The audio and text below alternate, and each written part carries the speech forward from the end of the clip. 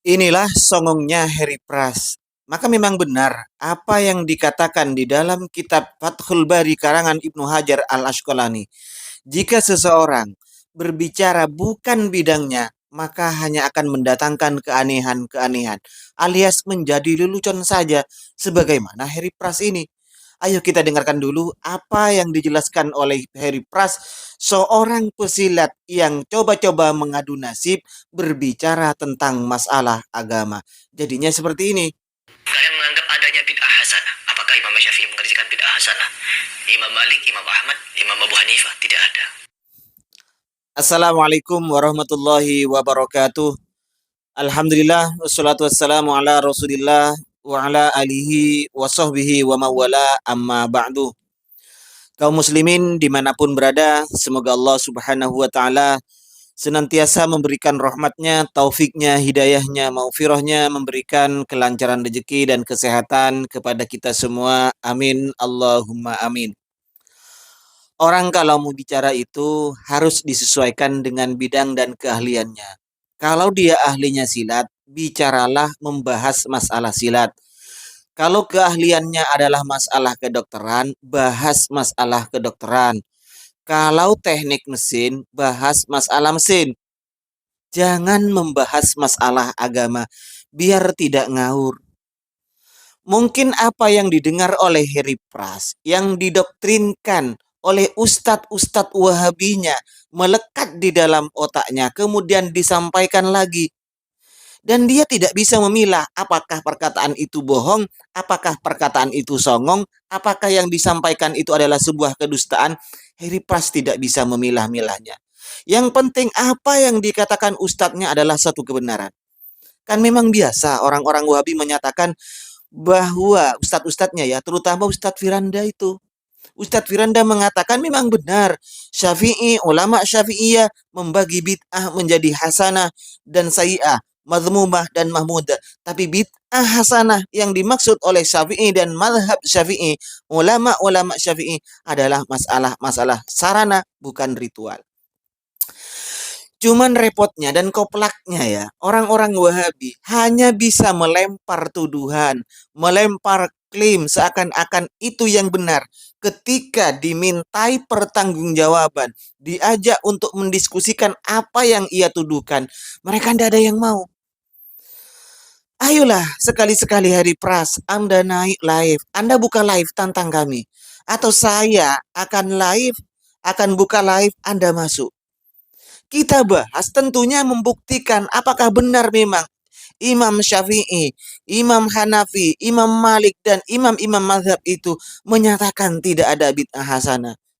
Ini kan harus dibuktikan sebenarnya Mas Heri Pras. Kita buka kitab-kitab Syafi'i, Imam Syafi'i, kitab-kitab ulama Syafi'i, para mujtahid mazhabnya Imam Syafi'i, kita buka, bedah kita. Siapa sebenarnya yang berbohong ini? Siapa sebenarnya yang songong ini, Mas? Ketika Anda menyatakan bahwa Imam Syafi'i, Imam Malik tidak ada bid'ah hasanah, tidak ada kata Anda itu. Padahal sudah jelas dalam pernyataan Imam Syafi'i dan ini juga pernah dinyatakan oleh Ibnu Taimiyah di dalam kitabnya. Kalau bisa Anda baca sendiri ini, Mas. Jadi Ibnu Taimiyah itu menganggap bid'ah ada dua. Silakan ini baca sendiri, Mas. Ya. Menurut Ibnu Taimiyah dalam kitabnya ini, Mas, bid'ah itu apabila menyalahi, menyelisihi terhadap Al-Quran, hadis, ijma para ulama, dan asar sebagian sahabat, maka itulah bid'ah yang dhalalah. Tetapi apabila ada bid'ah yang tidak menyelisihi terhadap apa yang disebutkan di atas itu, Mas, Al-Quran, hadis, ijma para ulama, kemudian asar sebagian sahabat tidak menyelesaikan ini, masih ada sandaran dari keempat hukum itu, keempat dalil asar yang bisa dijadikan dalil, Al-Quran, hadis, ijma, dan asar sebagian sahabat, maka fakot la yusamma bid'atan. Ini tidak disebut bid'ah.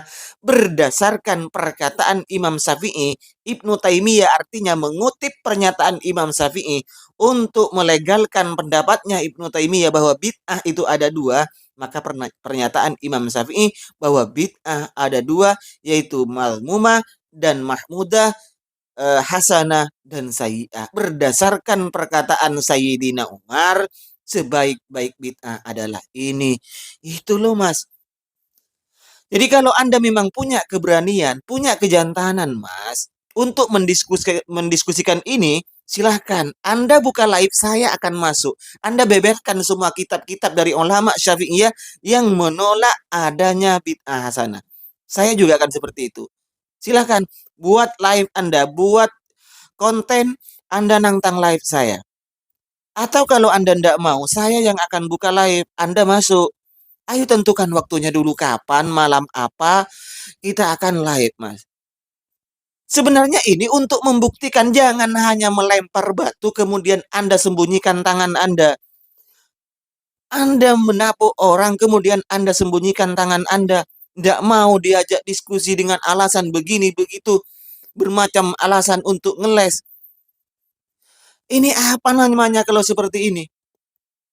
Padahal semua ulama sudah tahu. Ulama Syafi'iyah jelas-jelas Imam Nawawi mengutip pernyataannya Imam Izzuddin bin Abdissalam. Semuanya ini adalah ulama mazhab Syafi'i menyatakan bid'ah itu terbagi menjadi 5.